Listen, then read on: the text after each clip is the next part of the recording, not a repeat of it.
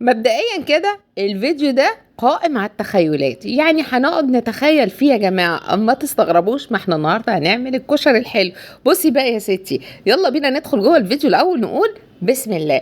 هتجيبي كوباية من الرز عليهم كوبايتين مية وترفعهم على النار لحد ما الرز هيدخل معاكي في السوا بالشكل ده. هتكوني مجهزة كيلو لبن. أنا اللبن مجمداه في الفريزر، اللبن ده بلدي وما غليتهوش، يعني هخليه يغلي في قلب الرز. اي نوع لبن بقى انت تقدري تستخدميه. هتجيبي نص كوبايه من الميه البارده، هتحطي عليهم 3 معالق كبار من النشا. هتدوبي النشا وهتبداي تنزلي بيه على الرز اللي احنا بنعمله، وايدك بقى كده تقلبتين فيه علشان النشا يدوب. وكمان معايا حوالي نص كوبايه صغيره من السكر. طبعا كميه السكر تقدري انت تحدديها حسب الرغبه.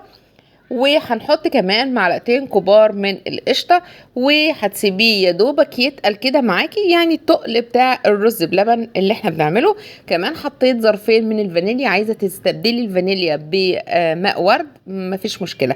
وهنبدا بقى نرفعه من على النار علشان نبدا نحطه في الاطباق. بالنسبة بقى للأطباق، هاتي أطباق تكون عميقة شوية عشان هنحط طبقات كتيرة فوق بعضها.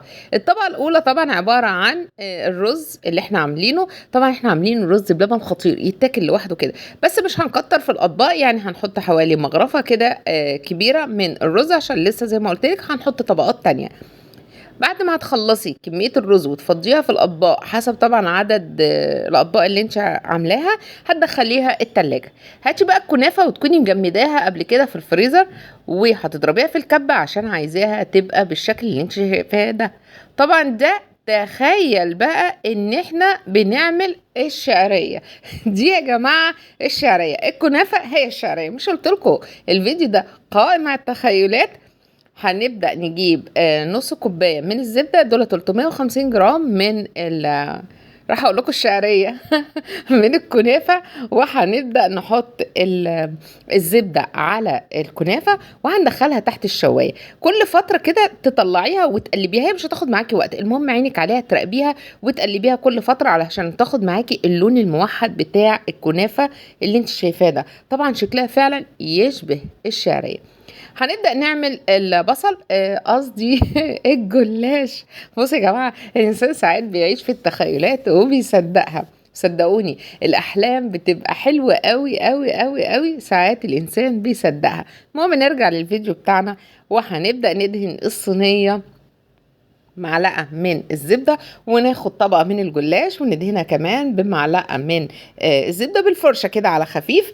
في كتير ممكن بيمسكوا الجلاش يقطعوه الحتت ويحطوا عليه السمنة ويبدأوا يدخلوه الفرن، بس مش هتاخدي القرمشة ولا هتاخدي اللون الحلو اللي انت هتشوفيه بتاع الجلاش. طبعا تعملي كمية حسب كمية الكشري اللي انت بتعمليه. يعني انا هنا ما خدتش لفة الجلاش كلها، خدت نصها، مع اني ندمت ان انا ما كترتش من الجلاش اللي هو بيخلي الطعم رهيب.